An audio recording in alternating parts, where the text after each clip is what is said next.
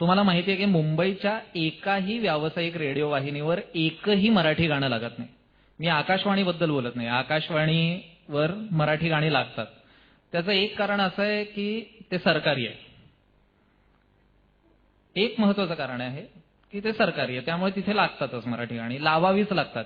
पण तिथे सुद्धा तुम्ही वेळ बघितलीत तर सकाळी 10 ते दुपारी 3. पण व्यावसायिक रेडिओ वाहिन्या ज्या आहेत, रेडिओ मिर्ची, रेडिओ सिटी, रेडिओ वन वगैरे, ही जी सगळी या वाहिन्या आहेत, त्यांच्यावर तुम्हाला कधीच मराठी गाणं लागलेलं आढळत नाही. तर तिथे मी काम करत असताना तिथल्या एका माझा मित्र होता, तिथला एक कर्मचारी, एक रेडिओ जॉकी, त्याला विचारलं की अरे तुम्ही मराठी गाणी का नाही लावत? हा अतिशय सहज स्वाभाविक असा प्रश्न होता. याच्यात माझ्या मनात काहीच नव्हतं की याच्याकडनं काय उत्तर येईल. एक जिज्ञासेपोटी मी त्याला विचारलं की मराठी गाणी तुम्ही का नाही लावत? तर त्याच्यावर तो म्हणाला की आमची पॉलिसी आहे. म्हटलं पॉलिसी आहे? महाराष्ट्राच्या राजधानीमध्ये मराठी गाणं न लावण्याची पॉलिसी आहे तुमची? तो म्हणला हो. म्हटलं बर. आणि मी तुम्हाला सांगितलं की मी सहज चिडत नाही, त्यामुळे मला असं वाटलं की याच्यात काय कारण आहे हे जाणून घ्यायला हवं. म्हटलं की अशी पॉलिसी तुमची इतर कुठल्या शहरामध्ये आहे? कोइंबतूरमध्ये तमिळ गाणं लावणार नाही, कलकत्त्यामध्ये बंगाली गाणं लावणार नाही, बंगलोरमध्ये कन्नडा गाणं लावणार नाही. भारताच्या एकाही शहरामध्ये अशी पॉलिसी नाही. बरं, पॉलिसी म्हणजे काही आपोआप झालंय का की रिक्वेस्टच येत नाही म्हणून आम्ही नाही लावत, राहूनच गेलं तरीही समजू शकतो. पण पॉलिसी म्हणजे मुद्दामहून अवलंबलेलं धोरण, मुद्दामहून अवलंबलेलं भाषेविरुद्ध, स्थानिक भाषेविरुद्ध धोरण. तर मी म्हटलं की पॉलिसी करण्यामागे काहीतरी एक तर्क असेल, काहीतरी एक हेतू असेल, तर काय आहे तो? तो म्हटला मुंबई कॉस्मोपॉलिटन शहर आहे. म्हटलं मान्य आहे, मुंबई कॉस्मोपॉलिटन शहर आहे, तुम्ही हिंदी गाणी लावतात, आम्ही ती प्रेमाने ऐकतो, कोणाच्याच पोटात दुखत नाही. पण तुमच्याच वाहिनीवर मी एखादं तमिळ गाणं पण ऐकलेलं आहे, कारण ते रेहमाननी केलेलं असतं. असं त्यांनी केलं. मी म्हटलं आणि तुम्ही सर्रास रोज पंजाबी गाणी लावता, जी कोणीही केली असतात.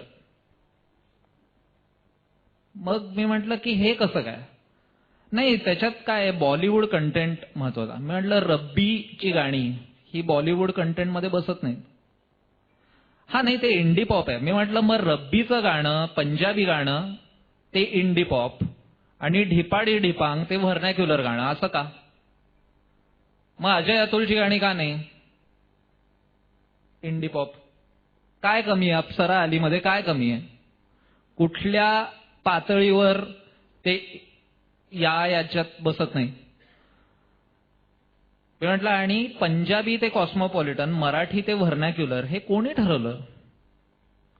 मग त्यांनी माझ्या आर्ग्युमेंट पुढे हार मानली आणि तो म्हणाला की नाही, काय तुला खरं सांगायचं तर आमच्या काही वरिष्ठ अधिकाऱ्यांना असं वाटतं की मराठी गाणं समजा लागलं आपल्या रेडिओ वाहिनीवर तर आपल्या वाहिनीला एक डाऊन मार्केट फील येईल. आणि हा दुसरा शब्द म्हणजे पहिला पॉलिसी आणि दुसरा डाऊन मार्केट, ह्याला मी उडालो. म्हटलं डाऊन मार्केट?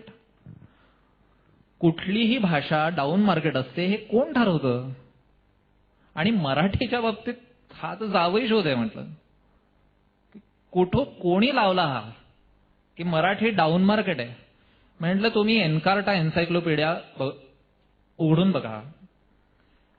युनेस्कोच्या एका सर्व्हेप्रमाणे जगामध्ये 6,500 भाषा आणि बोलीभाषा, लँग्वेजेस अँड डायलेक्ट्स अस्तित्वात आहेत. याचा सर्वाधिक बोलल्या जाणाऱ्या भाषा असा क्रमवार काढला तर मराठीचा क्रमांक 15वा आहे. 6,000 भाषांमध्ये 15वी सर्वाधिक बोलली जाणारी भाषा या अख्ख्या ग्रहावर. तर 15वी सर्वाधिक बोलली जाणारी भाषा केवळ आकडेवारीवरच तुम्ही डाऊन मार्केट आहे असं म्हणू तरी कसं शकता?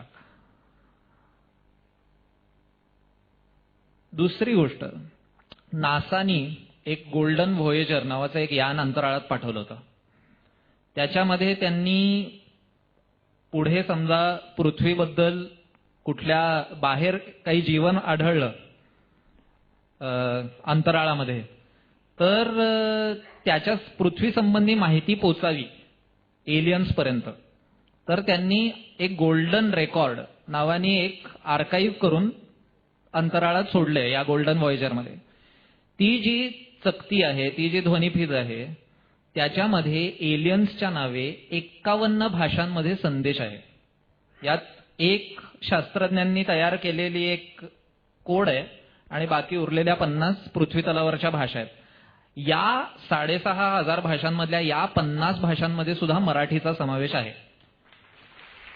कोणाला खात्री करून घ्यायची असेल तर गुगलवर जाऊन गोल्डन व्हॉयेजर असा एक शोध करावा आणि तुम्हाला हा मराठीतला संदेश ऐकू येतो बरं का, आपल्याला ऐकता येईल हा संदेश. आता नासाला वाटू शकतं की अंतराळात कोणीतरी मराठी समजणारा असू शकतं, तर मुंबईमध्ये आमची भाषा डाऊन मार्केट आहे हे ठरवणारे तुम्ही कोण आहात? असा अगदी साधा प्रश्न माझ्या मनात निर्माण झाला. बरं, इतकंच नाही, या गोल्डन व्हॉयेजर मधल्याच या गोल्डन रेकॉर्डमध्ये पृथ्वी तलावरचं जे संगीत म्हणून पाठवलेलं आहे, असे एक 15 ते 20 ट्रॅक्स पृथ्वी तलावरचं संगीत प्रातिनिधिक स्वरूपाचं असं त्यांनी पाठवलेलं आहे. यात भारतीय संगीताचं प्रातिनिधित्व हे केसरबाई केरकरांची बंदिश आहे जी पाठवली अंतराळामध्ये. म्हणजे तिकडेही त्यांना मराठी माणूसच सापडला ना. जगातली सर्वोत्कृष्ट गायिका मराठी, सर्वोत्कृष्ट क्रिकेटपटू दोन्ही मराठी, आणि त्यांची भाषा डाऊन मार्केट. म्हटलं हे काय आहे? तर तो बिचारा या सगळ्या माझ्या भाषणासमोर हतबल झाला. तो म्हणला मी फक्त इथे काम करतो.